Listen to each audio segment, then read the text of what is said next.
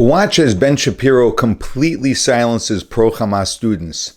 With a series of simple questions they are too ignorant to answer.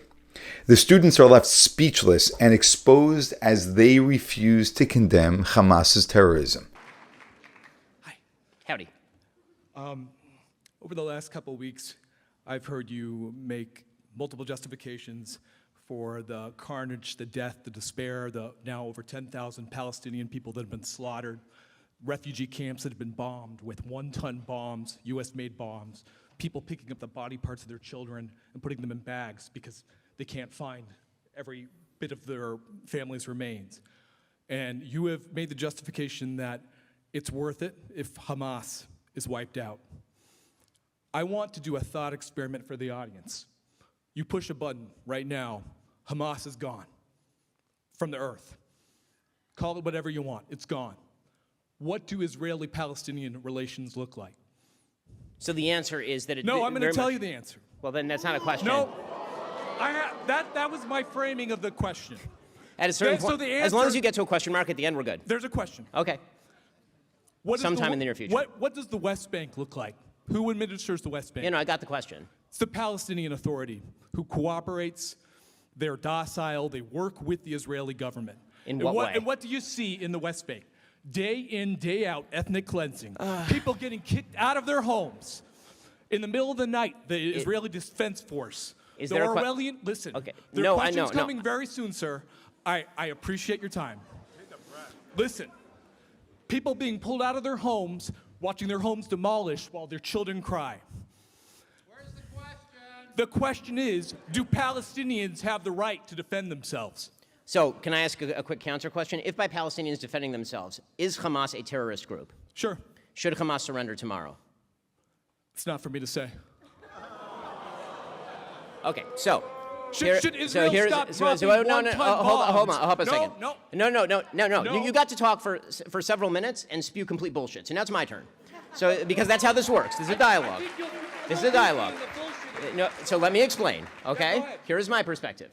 My perspective on this is very clear, which is that what is happening right now in Gaza is horrific and a tragedy, and every ounce of blood that is being spilled is on Hamas. Hamas initiated this conflict. There was a ceasefire all the way up till October 6th. On October 7th, they stormed into Israel, murdered 1,500 people, and took 200 people hostage back into Gaza. They then planted themselves in terror tunnels that they've spent billions of dollars building, that they robbed from their own population, underneath civilian populations, including the Al-Shifa hospital. They have hundreds of thousands of gallons of fuel underneath Al-Shifa hospital being used solely and completely to fund their terrorism. And you say Hamas should not surrender. Now, here's the deal. The minute Hamas surrenders, the bloodshed stops. It is that simple. As far as the Palestinian Authority has on its books laws that pay terrorists who kill Jews. They do get actual stipends that outgross the actual yearly earnings of Palestinians. Don't shake your head at me when what you're saying is factually untrue. So, what is going to happen next after Hamas is gone? The answer very much depends on whether the Palestinians ever decide to put in place a government that is willing to not attempt to genocidally exterminate the Jews. Israel pulled out of the Gaza Strip in 2005 completely. There were no Jews in the Gaza Strip in 2006. The United Nations Security Council still considers them an effective occupier when they control the ports, the air spaces, all the territorial Okay, so number one, you have to control... They're incorrect on that fact. On what you're fact? presenting as a fact. On it's what not fact? A fact? They did pull out. They pulled out physically, but they control... but not mentally or emotionally. No.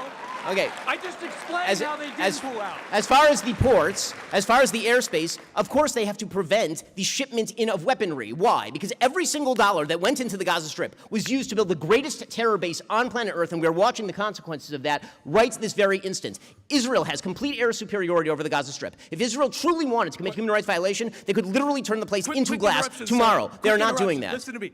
The West Bank, explain the settlements. Is that Hamas's fault? What first, okay, so first you need to, first, can we finish with are we done with Gaza?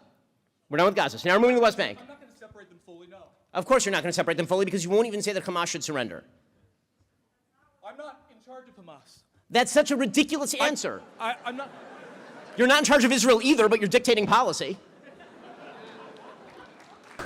That's right. Wow, he just confused that guy. As far You never answered my question. I'm happy to answer your question. Do Palestinians have the right to defend themselves? If by defend themselves you mean murder innocent civilians, then no, they do don't not. mean that. Well, clearly you do, because you don't want Hamas to surrender. No, That's what they I are doing. never They are said murdering that. innocent Israeli civilians. They're murdering innocent Palestinian civilians. They are murdering anyone they can find. They're literally shooting people on the roads from North Gaza to South Gaza right now to tell them to go back and act as human shields for their rockets. That is what Hamas is doing right now, and you won't call on them to surrender. I'm done with this guy. But- We're no, done. you're not. We're done. You're not done. We're done. Yes, I am. No, you're not. Goodbye. Ben Shapiro is just excellent, and it's just stunning to see how thinking people can talk the way they do. There is one little side point that this guy mentioned, which is something that irritates me a lot. Not about him specifically, but it's that all of these people, their base of evidence is the UN. All of the false reports that the UN puts out create so much damage.